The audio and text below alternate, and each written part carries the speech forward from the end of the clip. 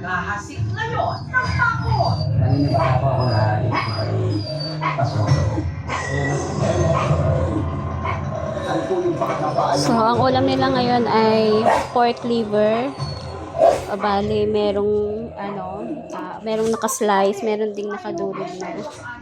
Ayan, ginadgad ko para mahalo sa sabaw. Ayan, sa pinagpakuluan. Tapos, ito naman, mamaya, ita-toppings natin or ipang titreats ko na lang sa kanila. So, ayan yung dog food nila ngayon. Yung dog food nila ngayon is woofy. Ayan. Woofy kasi wala ako na-orderan ng The Good Boy.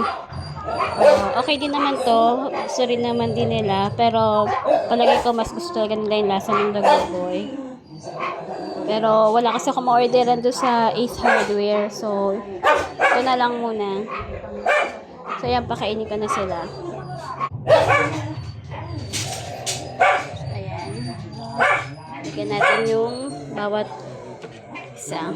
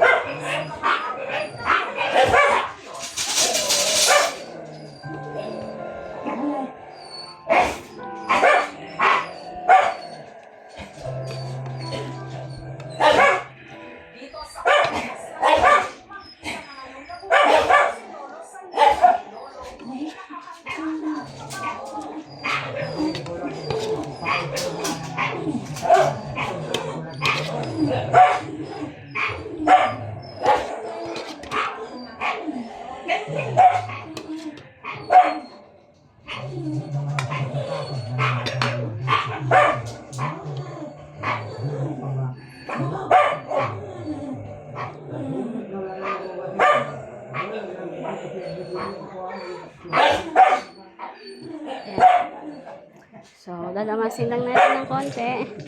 Tapos, ibigay na natin sa kanila.